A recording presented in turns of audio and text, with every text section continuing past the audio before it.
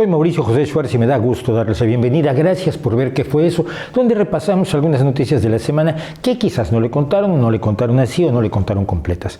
Gracias a quienes nos apoyan en nuestras plataformas de crowdfunding y a los que no, los invitamos a hacerlo también para poder seguir con los distintos proyectos del canal y para que la única voz que se oiga no sea la de medios que no cuentan las historias completas. Comenzamos.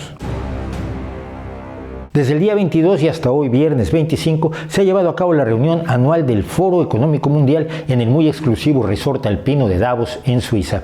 Allí, unos 2.500 líderes de negocios, líderes políticos internacionales, economistas, periodistas y gente famosa se reúnen para hablar de temas enormemente relevantes.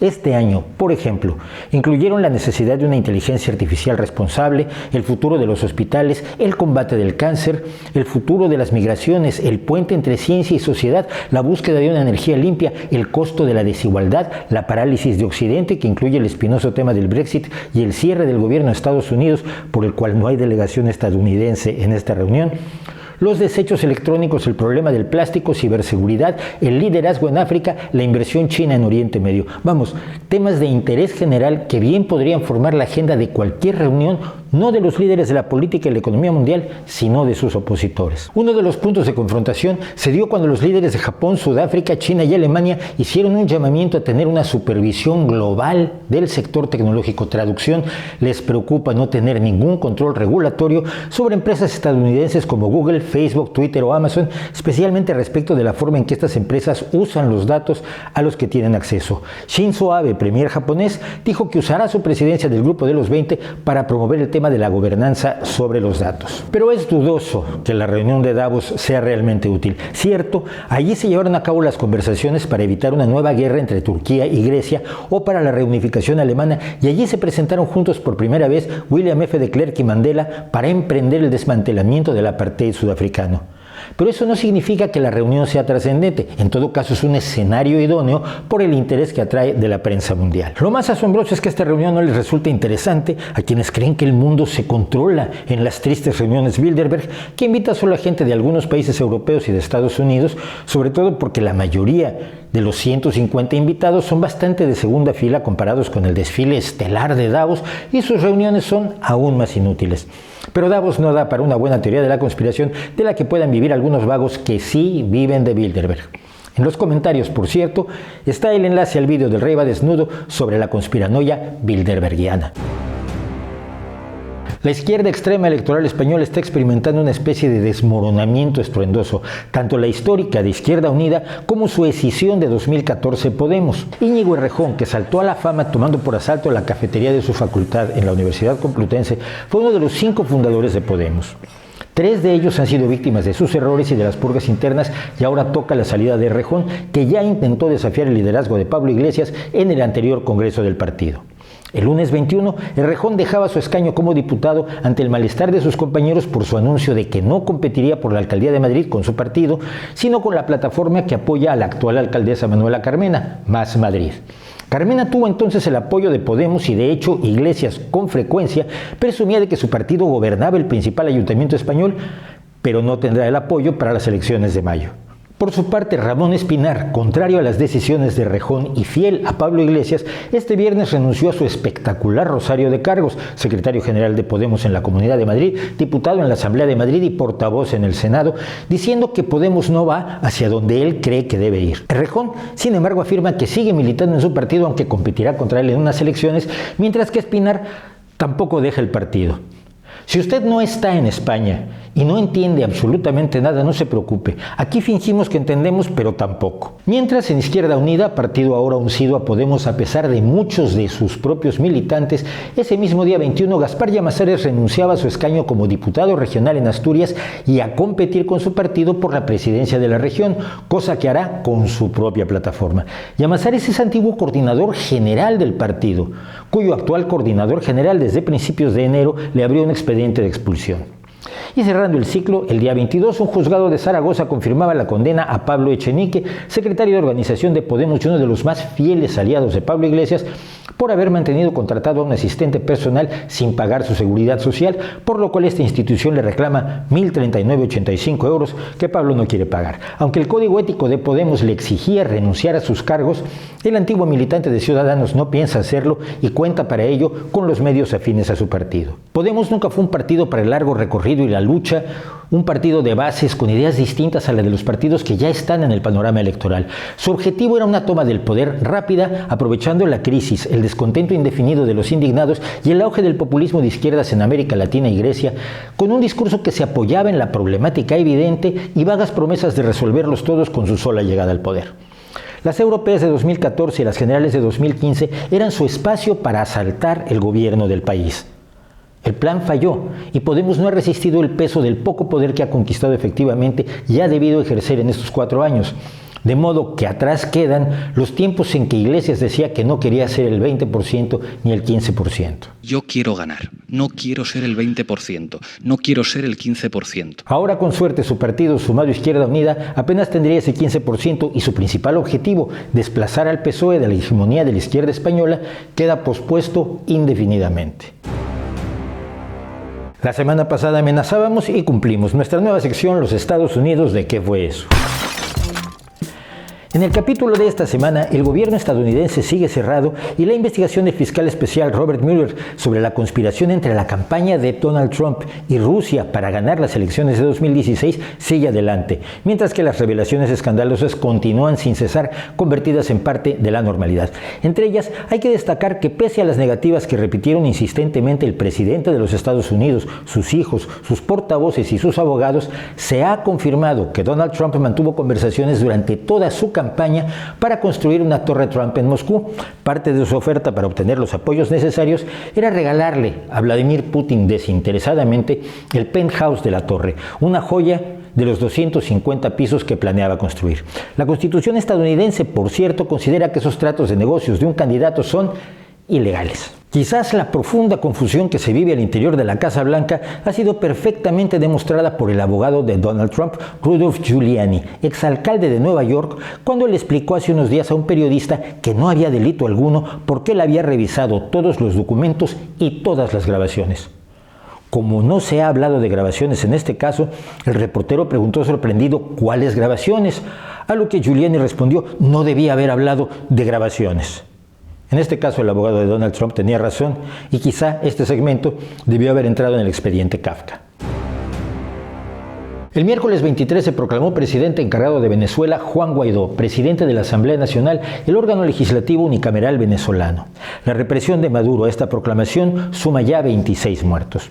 Guaidó y la mayoría en la Asamblea opositora al gobierno de Maduro ya habían anunciado, pero muchos medios no le dieron difusión, que desconocerían la toma de posesión de Maduro el 10 de enero para un segundo mandato por considerar que su elección estaba viciada.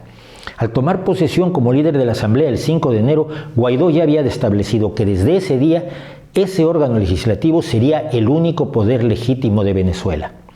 Su proclamación, con apoyo de 112 de los 167 diputados venezolanos electos, invocó el artículo 233 de la Constitución venezolana. Estados Unidos, Canadá, los países del Grupo de Lima y Gran Bretaña reconocieron a Guaidó. La Unión Europea no ha dado su reconocimiento, pero ha expresado la esperanza de que se realicen elecciones cuanto antes. Nicolás Maduro cuenta por su parte con el apoyo de países como Cuba, El Salvador, Bolivia, Rusia, China, Turquía y Nicaragua. México, sin dar su apoyo, tampoco le ha retirado su reconocimiento a Maduro. Es un error tratar de analizar los sucesos en Venezuela con una óptica simplista de un enfrentamiento ideológico propio de la Guerra Fría que terminó en 1989. El apoyo de China y Rusia a Maduro no se debe a que estos países defiendan una visión de izquierda.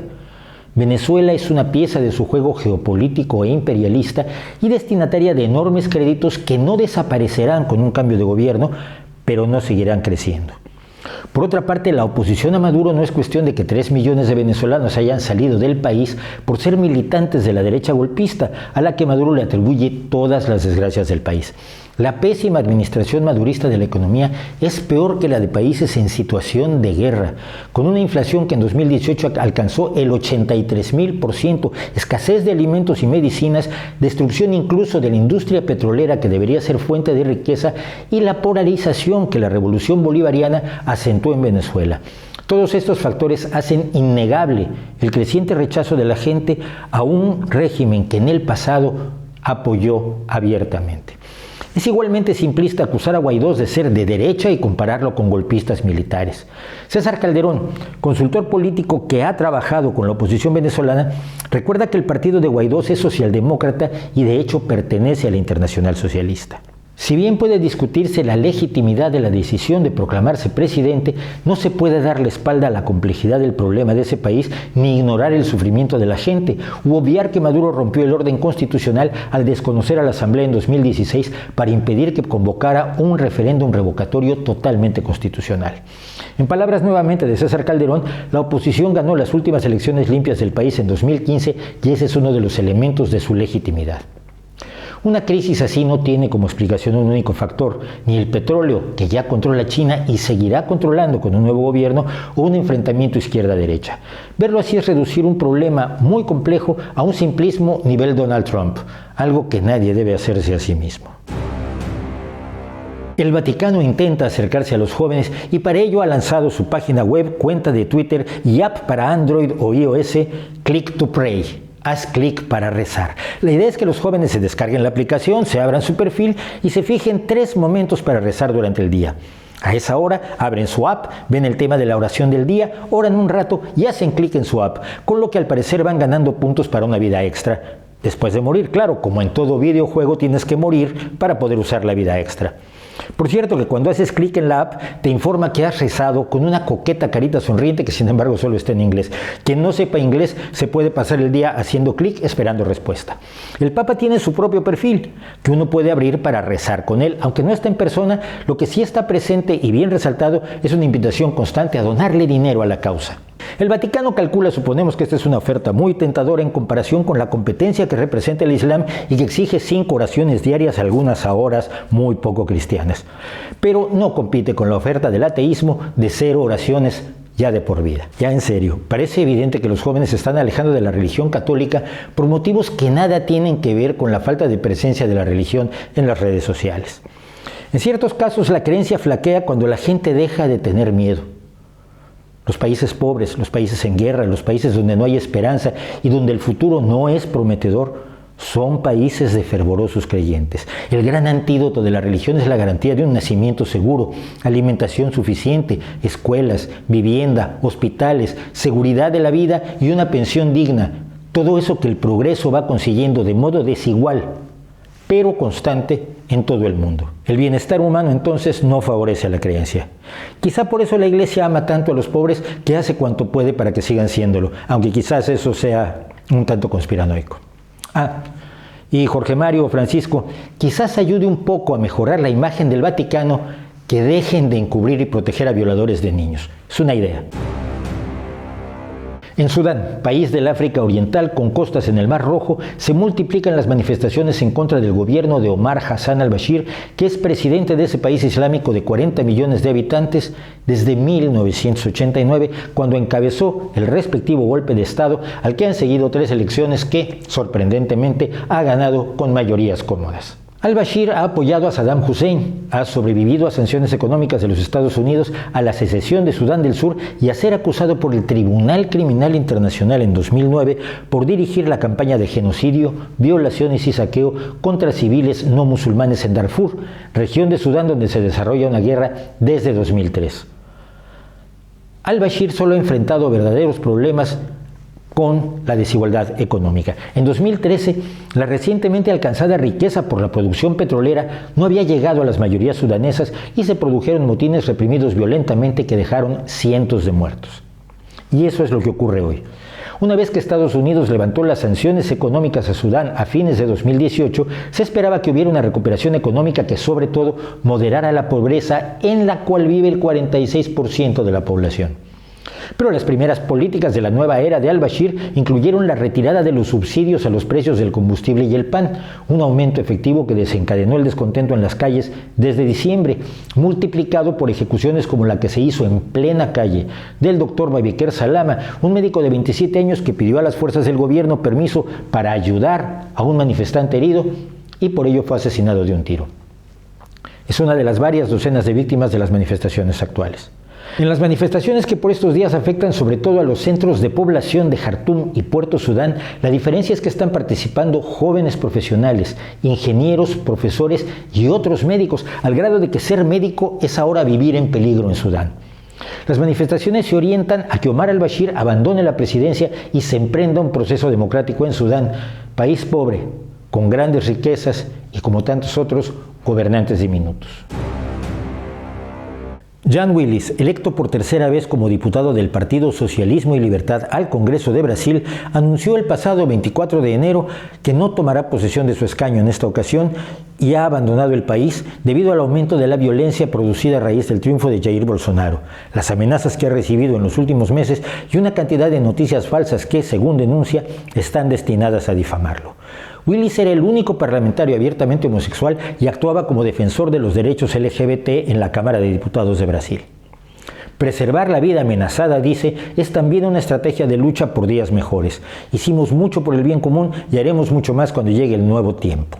Un ejemplo de la violencia a la que le teme Willis fue el asesinato en marzo de 2018 de la concejala de Río de Janeiro, Marielle Franco, también del Partido Socialismo y Libertad, por parte de un jefe de la policía, presuntamente Adriano Magalhães, que continúa prófugo.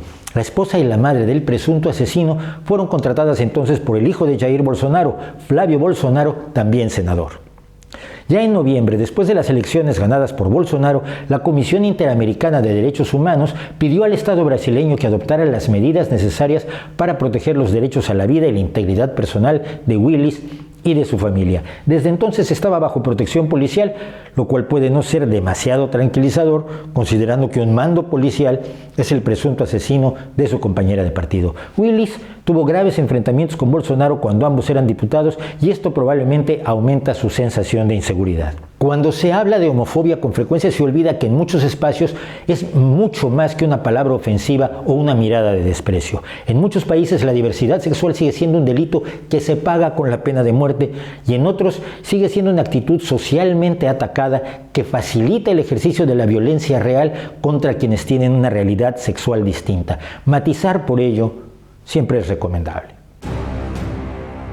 Gracias por ver hasta aquí y espero que esta pequeña reseña de noticias y comentarios sirva para que usted piense o repiense su visión de los acontecimientos del mundo, porque las cosas suelen ser más complejas y profundas de cómo nos las presentan quienes antes de informarnos pretenden convencernos. Si puede apoyar los proyectos de esta forma de hacer vídeos, que entiendo que es distinta de la común, muchas gracias. Soy Mauricio José Schwartz y el próximo viernes volvemos a visitar la realidad para tratar de entender qué fue eso. Gracias.